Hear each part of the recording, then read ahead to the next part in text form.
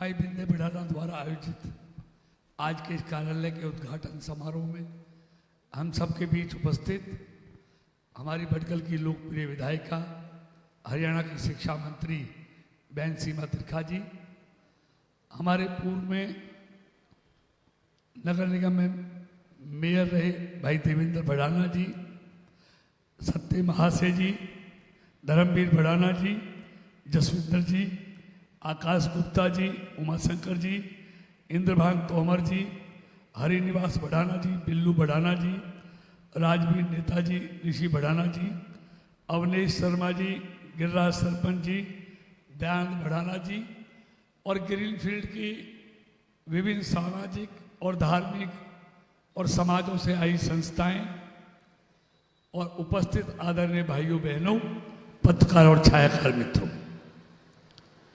मैंने लंबी चौड़ी बात नहीं की। अभी मैं आपके यहां आ रहा था, मैं एक होर्डिंग पे एक नारा लिखा देख रहा था, हाथ बदलेंगे हालात। 50 साल में उनको राज करने का मौका दिया, हालात तो उनसे बदले नहीं, उनकी हालत पतली जरूर होगी पूरे देश में।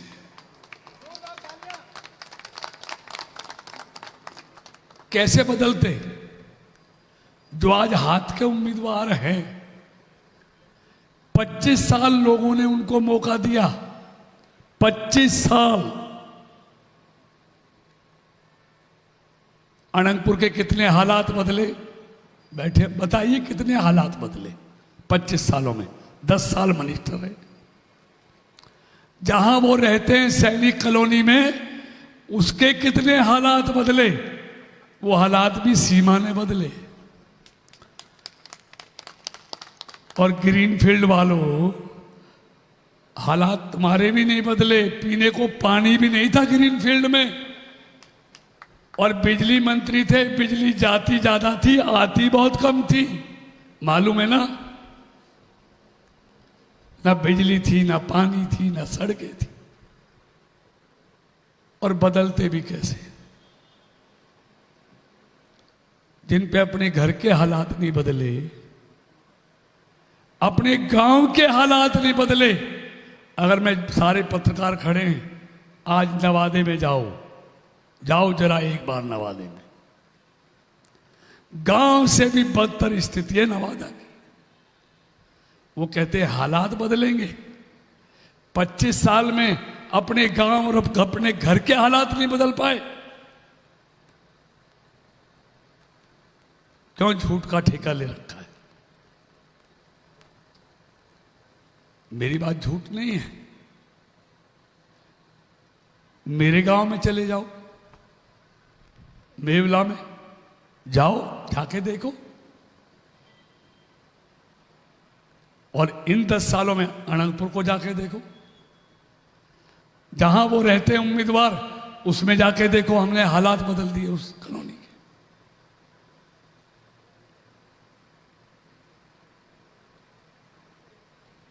तो इसलिए देश के लोग और इस लोकसभा के लोग जानते हैं, वो तो आदमी कह सकता है जिसको मौका ना मिला हो, जिसको 5-5 बार मौका दिया हो। और ये भी नहीं, नगर निगम में भी उनकी सरकार, हरियाणा में भी उनकी सरकार और दिल्ली में भी उनकी सरकार, तो बहाना कैसे चलेगा? बिजली मंत्री भी वो, लोकल बॉडी मिनिस्टर भी वो।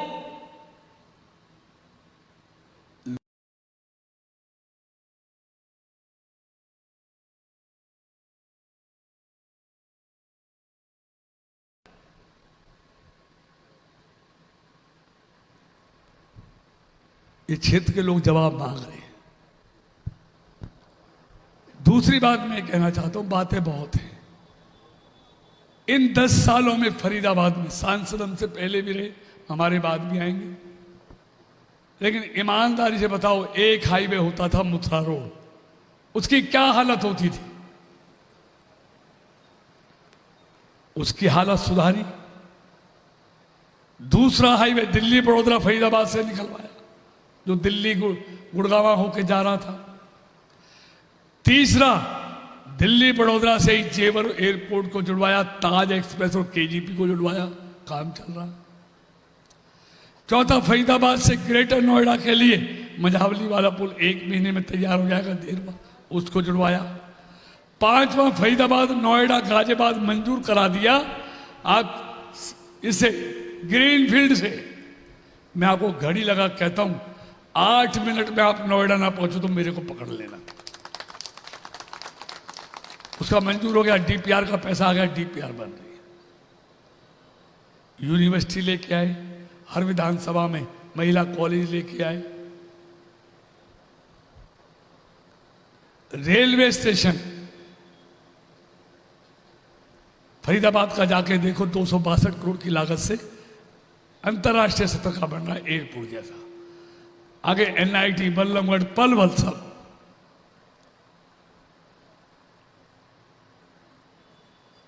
इतने सालों से तुम एक भी फाटक पर आरओ भी नहीं बनवा पाए, आरयू भी नहीं बनवा पाए, और हमने सराय खोजा। आप तो ग्रीन फील्ड और ग्रीन वैली में रहते हो, ये रोड 2 बार हमने नहीं बनवाया, उन्होंने नहीं बनवाया, जो सराय खोजा से आता है। अब तो उसमें 71 करोड़ का हमने पुल भी मंजूर हो गया, टेंडर हो गया, काम अलॉट हो गया। और सिर्फ इसका नहीं, मेवला का अंडरपास, आगे फिर मुजेसर का फाटक, फरीदाबाद के सराय खोजा से लेके और होडल बॉर्डर तक जितने भी रेलवे फाटक हैं, सब पर हमने आरओबी, आरयूबी टेंडर करा दिए, काम करा दिए, और सब पर काम शुरू हो रहा है। एक भी रेलवे फाटक नहीं मिलेगा, फाटक मुक्त कर दिया पूरी लोकसभा को। ये कहते हैं मेट्रो, हम बल्लभगढ़ से पलवल तक मेट्रो ले जा रहे हैं। तुमने इतने सालों में 8 किलोमीटर मेट्रो बनाई, हम 10 सालों में 35 किलोमीटर मेट्रो लेके जा रहे हैं। पलवल से 6000 करोड़ की और टेबल रेल लेके जा रहे हैं, कुंडली बॉर्डर तक काम चालू। भटकल झील का रिवाइवल हो, एफएमटी बनवाना हो, फरीदाबाद को कमिश्नरी बनवाना हो, सब डिवीजन बनाना हो, मॉडल संस्कृति विद्यालय खोलने हो, हर विधानसभा में नर्सिंग कॉलेज खोलना हो, 24 घंटे बिजली देना हो। अभी हमने वहां भी 50 साल से पुल मांग रहे थे यूपी जाने के लिए, जो बॉर्डर है हसनपुर हमारी लोकसभा का, वहां भी हमने 200 करोड़ की लागत से, जमुना पे पुल बन रहा है, 60% पूरा हो गया, वहां भी पुल बनवाया है। पलवल में मेडिकल कॉलेज बनवाया है। ये एक बात कहते हैं, हमने ईएसआई कॉलेज बनवाया, तुम 500 का बनवाया, हमने उसको 1000 का करवा दिया, 1000 बेड का करा दिया।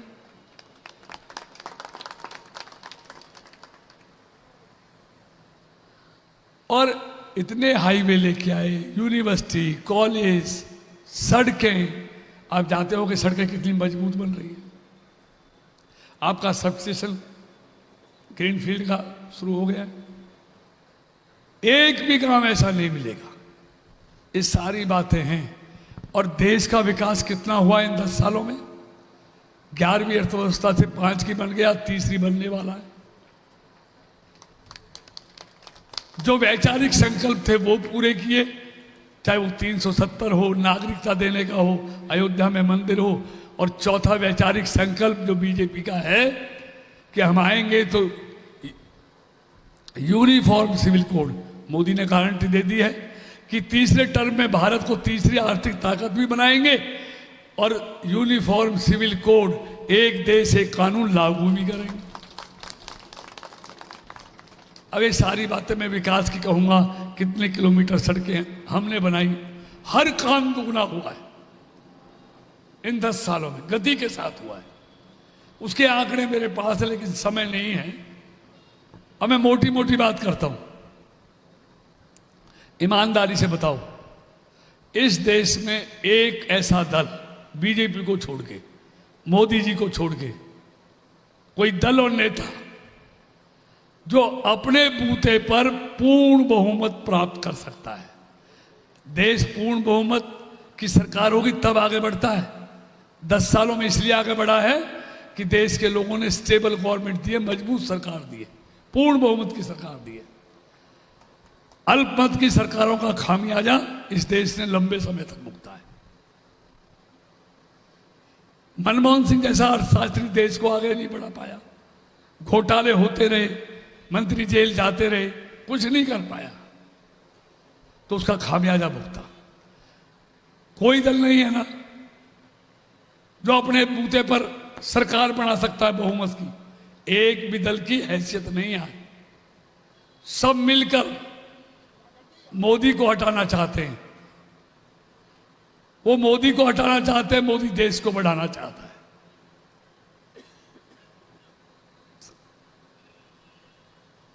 कांग्रेस की हालत ये है, पहली बात तो आधी सीटों पे लड़ रही है। इतनी पुरानी पार्टी, सबसे बड़ी पार्टी, आज उसकी हैसियत आधी सीटों पे लड़ने की रह गई है, तो बहुमत की बात तो कर ही नहीं सकते। और वैसे भी उसकी लड़ाई इतनी है, 50 से 5 माइनस या 5 प्लस, इतना ही सोच के चल रही है। इससे ज्यादा उसकी औकात भी रही नहीं है, इससे ज्यादा औकात नहीं रही। तीसरी बात मैं कहना चाहता हूं, हमारे पास मोदी चेहरा है।